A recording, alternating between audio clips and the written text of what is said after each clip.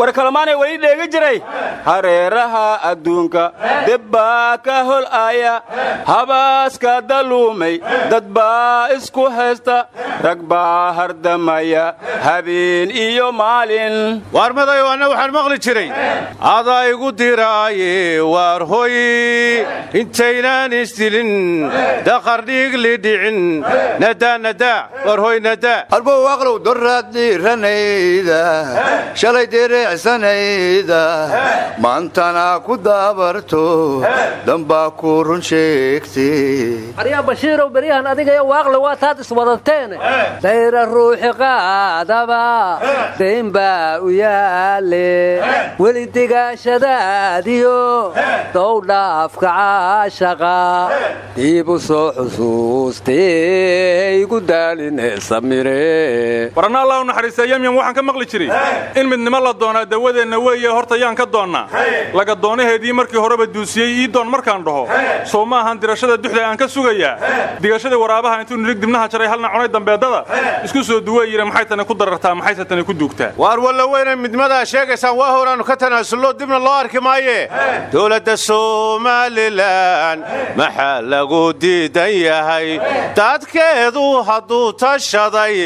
maxaa loo daba socdaa warba waaqlow misan ku lahayn ku dayo Puntland ku dayo siday dawladeedu tahay war bilaash baa soo faanaysan ayaamahan dhexdiina waxa ka yeeraysay soolay hadda soolay no war adiga waxba garanayna sool Soomaaliland bay kamid tahay arbo waaqlow hadda ma ka fiirsataa Puntland bay kamid tahay war wali riyaa ku jirtaane firdhiye wuxuu kamid yahay madasha wada tashiga qaran war kalamaanay war mahaytan warna malsiin sheego karo hareeraha adduunka daba ku helayo asiin eri xalina waliba dagaal iska bilaaway Hindiya iyo Pakistan lamada wadan iyo aan waliba haysan la eray hubka nuclearka xaalad hadii humaaton ina faniinji doonaan la sheegi waraawa nabadoonnada odayaal dhexdhexaasha maxaa loogu diri waayay aryaadaha anigu waxaan ugu baaqayaa lamadaas beelood inay dagaalka joojiyaan sababtoo ah dagaal wiil ku dhashay wiil kuma dhinto war abdulla war ko dhaarafatay hatu ko hora lama dhalin yar oo aanu ku dheerigeen ya harbe inus qobsadeen alaari meelungo yonko dheeraynaan wanko ka hirinay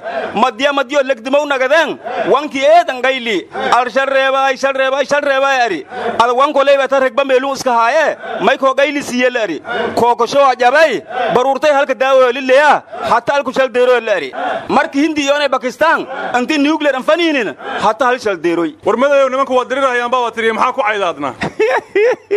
araysa qoodaya herada dagaal taariga leenahay taariikh meel rag yari leeymi ku damboyto aryaadaha war ma haysiin Hindiya iyo Pakistan horta Hindiya gardaran Falastiin iyo Israa'iilna Yahuuda gardaran Ukraine iyo Ruushna Putin gardaran Suudaan iyo Imaaraadna Maxamed bin Saa'id gardaran Canada iyo Mareykankana Trump gardaran Soomaalida iyo argagixisadana shabaab gardaran arbo Abdullah Daash maxay ka dhaxayad uga tagtay aryaa warkayga dhexgalina dawladda dhexe iyo maamul goboleedyadana federaalka gardaran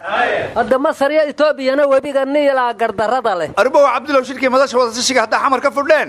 kii kala tashigu hadda inuu garaw ka dhaco soo ma dhici kadho Bashiir Awbaawe walaagi uuriyaalo aan raba dafe war walla weynay Soomaaliya iyo Somaliland yaa gardaran hadda cadaalad sheegaysaan waaqla wiil iyo waalid hoob isku wadaan wiilka gardaron war madayo biicab waxaan kugu soo musaafirinay arbo waaqla hooyada federaalka baa loo joojin leeyahay adigu hadda xagee joogtaa war Bashiir hooyada federaalka haday maqan tahay aabihii federaalka joogay ma laga dambeeyo aryaadaha shirka madasha wali waa socdaa la leeyahay Jubbaland iyo Puntland nacag soo ma dhigin shirka xisbiga loola baxay wadajirka iyo cadaaladana waa furmay muka anigu waa yaabanahay lamada aan shir inta la isugu dhinac wada war Abdullah war ma hayto shirka madasha wada tashidan ka qayb gali xisbiga sheegasoon ku midu marka waliba dheega jiray xisbigu hamoogan mas'alooyinkan jira arin murugta weeyo maareen u baahane haye xisbiga inta wadaaga kacanka Soomaaliyeed miya hadana la soo celiyay arbo aniga hantidayda hadda cid la wadaag ka dhama jidho war Bashiir oo kaaga kulalihi kaygana ana iskala miyad weyga ku jiraysaa war maydin maqal Soomaaliya waa mashruuc aryaadaha samigay Abdullahna waxa uu yiri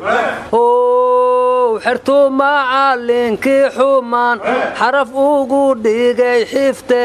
xertu macallinkii xumaan xaraf ugu dhigay xifte war allah u naxariistay boondoodanna hadda kahor wuxuu yidhi malmaluuq baryaa iyo waddada toosan mariyaaba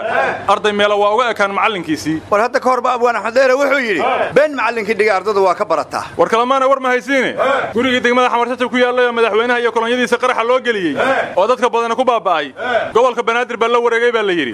gabar la yidhaaha fahmo warsame oo guriga lahaydna waxay tidhi dawladda waxaa laga rabaa gurigayga ciddii dembiga ku gashay inay soo qabato laakiin inay gurigayga la wareegto maaha sababtoo ah gurigaygu waa derbi derbina dembi ma galo war fahmo warsame oo BBC weydiisay gurigiyaa wakiilkaaga ahay waxay tidhi nin baa wakiil iga ahay guriga kadibna nin kale inuu ku wareejiyey ayaa maqlay kadibna qolo kale oo laga kireeyay ayaa dembiga gashay ayaa maqlay war dalaalo warka iga dhexgelinay fahmo warsame waxay tidhi cid kastoo guriga kiraysanaysa degmada la soo marin jiray dhammaantoodna waa xiran yihiin baan maqlay dadkii ka dambeeyey hawshaas bow hadda anigu waxaan odhan lahaa gabadha gurigeeda in la siiyo war guriyaagii bagaras baa leekiyaaleen hadda ka hor hoobiyaalaha ku dhex gami jari iyoona walla wareegiya leeri marka libeeka linjeeda may kobtiislan ku wareegina dambe magalna guriya dadka ilaahay hal siyoy aryadaha waxaan maqli jira la toosanina tuurlaaley arrintaa taagan tix kaa sheeg toosanina tuurlaaley arrintaa taagan tix kaa sheeg war kalamaana inuu raadiyo kulmiye beri hore waxaan ka maqli jiray hebelow guriga ayaad ka kiraysay garan maayaanu laakiin lacagta waa ka qaatay gurigoo qarxaan ku riyooday war aniin raadiyo kulmiye waliba ka dheega jiray feejignaanu waa falka ka hor arbow hadda aniguna waxaan ka maqli jiray haddaanad amniga qayb ka noqon dagaalkaad qayb ka tahay